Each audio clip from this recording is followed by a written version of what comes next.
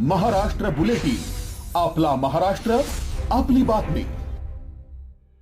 देशभरातील लाखो विद्यार्थ्यांचे भविष्य टांगणीला लावणाऱ्या नीट पेपर फुटी प्रकरणात आत्तापर्यंतचा सर्वात मोठा धमाका झालाय।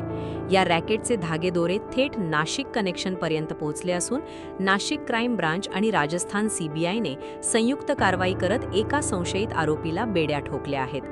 पकडण्यात आलेला आरोपी हा मूळचा नांदगावचा असून तो BAMSचा विद्यार्थी आहे। अटक टाळण्यासाठी या पठ्ठ्याने चक्क केस कापून आणि आपला पेहराव बदलून ओळख लपवण्याचा प्रयत्न केला होता।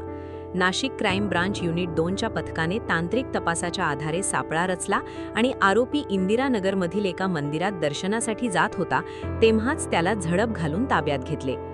तपासात समोर आलेली माहिती अंगावर शहारे आणणारी आहे।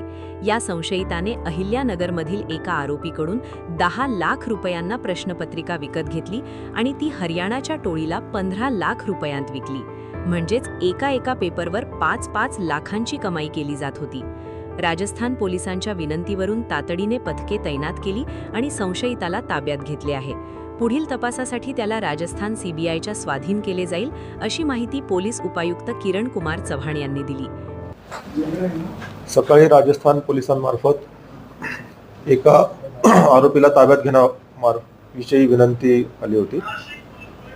त्याप्रमाणे त्या आरोपीला ताब्यात घेण्यात आलेला आहे। अशी माहिती मिळते की ते नीट प्रकरणातील तो आरोपी आहे आणि या आरोपीला सध्या युनिट 2 क्राईम ब्रांचच्या पथकाने ताब्यात घेतलेला आहे। या आरोपीला ताब्यात घेण्यासाठी केंद्रीय तपास यंत्रणेचं पथक येणार आहे। तो पथक आल्यानंतर त्या आरोपीला त्यांच्या ताब्यात देण्यात येईल। सध्या या प्रकरणात एवढीच माहिती आहे की राजस्थान पोलिसांच्या विनंतीवरून या आरोपीला ताब्यात घेण्यात आलेला आहे आणि जेव्हा त्यांचं पथक येईल त्यानंतर या आरोपीला त्यांच्या ताब्यात देण्यात येणार आहे।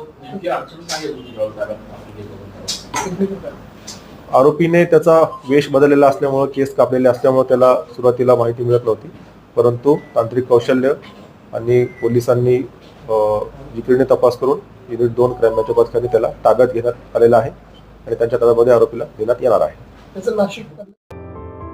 या प्रकरणात आतापर्यंत 16 जणांना अटक झाली असून महाराष्ट्रातील आणखी एक बडा मासा पोलिसांच्या रडारवर आहे। आता या पेपर फुटीच्या दलदलीत अजून किती शैक्षणिक सम्राट आणि दलाल अडकले आहेत हे पाहणे महत्त्वाचे ठरेल। Bureau report, Maharashtra bulletin, Nashik.